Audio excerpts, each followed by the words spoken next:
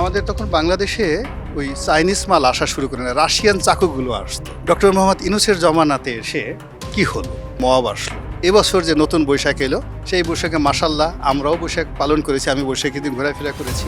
ঢাকা শহরের বাঁধ ভাঙা জোয়ার। আবার পহেলা বৈশাখ নিয়ে আমার শৈশবের স্মৃতি। আমি যখন এটা বোধহয় সম্ভবত ৭৩ বা ৭২ সালের ঘটনা। আমাদের তখন বাংলাদেশে ওই চাইনিজ মাল আসা শুরু করে না, রাশিয়ান চাকুগুলো আসতো। এবং আমরা যারা স্কুলে পড়তাম, 6-7 পড়তাম, আমাদের সবারই একটা স্বপ্ন ছিল এরকম মাজার কাছে ছোট একটা চাকু থাকবে, ওটা দিয়ে এই বৈশাখ মাসে আম ছুলে ছুলে খাবো। তো এইরকম একটা সবাই টার্গেট। দাম ছিল 10 টাকা, ওই সময় 10 টাকা। তো ওই সময় 10 টাকা অনেক টাকা। তা আমি দাদির কাছ থেকে 10 টাকা নিয়ে, আমাদের ওখানে ঢেউখালির মেলা হয় আমাদের বাড়ি থেকে প্রায় 10 কিলোমিটার দূরে। তো ঢেউখালির মেলাতে গেছি একটা রাশিয়ান চাকু কেনার জন্য। তো এমন সময় আমাদের যে বয়সে আমার চেয়ে চাচা হয় সম্পর্ক, 2-3 বছরের বড়, দুষ্টু টাইপের লোক। তো ওখানে জুয়া খেলা হচ্ছে।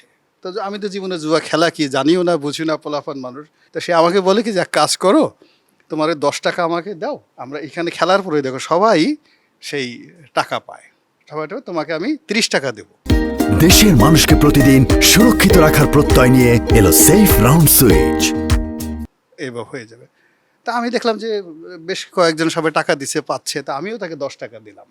দেওয়ার পরে সে কি হলো, প্রথমে 30 টাকা পেলো, 40 টাকা পেলো। তা আমি বারবার বলতেছি চলো রেস, আমাকে টাকা দিয়ে দাও, তোমরা চলে যাও। সে আরও খেলতে গিয়ে একটা সময় একেবারে সে 10 টাকাও চলে গেল।